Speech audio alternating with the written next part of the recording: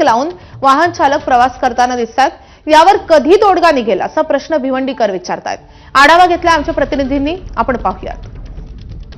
भिवंडी वाडा मनोर रस्त्यावरती काँक्रिटीकरणाचे काम सुरू आहेत। शेकडो कोटी रुपये खर्च करण्यात आले, मात्र या रस्त्यांची अवस्था आपण जर पाहिली तर अतिशय बिकट आहे। कारण मोठ्या प्रमाणात जो आहे या ठिकाणी खड्डे पडलेले आहेत आणि या खड्ड्यांमुळे अपघातांचं देखील प्रमाण वाढलेलं। मात्र सध्या जो परिस्थिती या ठिकाणी आहे की धुळामुळे या ठिकाणी अनेक नागरिक जे आहेत ते त्रस्त आहेत आणि अनेक वाहन चालक, दुचाकी चालक असतील ते या ठिकाणी त्रस्त आहेत। अनेकांना या ठिकाणी नाक दाबून या ठिकाणी या रस्त्यांवरती प्रवास करावा लागतोय। विशेषतः आपण पाहिलं तर अनेकांना श्वसनाचा त्रास असेल, अनेकांना कमरेचा त्रास असेल, या सर्व त्रासांना जो आहे तो सामोरं जावं लागत आहे। आणि सध्या काँक्रिटीकरणाचं काम देखील हाती घेण्यात आले, परंतु अतिशय मंद गतीने हे सर्व काम सुरू असल्यामुळं या ठिकाणी आपण पाहू शकतो की मोठ्या प्रमाणात धुळाचे जो लोट आहे, आपण पाहू शकतो की जी वाहनं या ठिकाणी जातात त्या वाहनांच्या खालून मोठ्या प्रमाणात जो आहे धूळ जो आहे तो पसरतो आणि त्यामुळे येथील येणाऱ्या जाणाऱ्या नागरिकांना मोठ्या त्रासाला सामोरं जावं लागत आहे।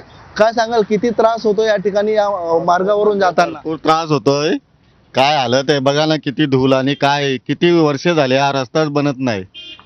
कधी बनणार काय सांगू पण शकत नाही। धुळाचा काय त्रास होतोय? धूळ तर भरपूर आहे। मी आता 4 व्हीलर गाडीत आहे म्हणून त्या बाईकवाल्यांची तर एवढी हालत होते, कुठल्या कार्याला पण जाऊ शकत नाही कुठला माणूस। या त्रासापासून नक्की कधी सुटका होणार असाच प्रश्न या ठिकाणी भिवंडीकर विचारत आहेत। अनिल वर्मा, एबीपी माझा, भिवंडी। आता बातमी आहे नागपुरातून। नागपूर शहर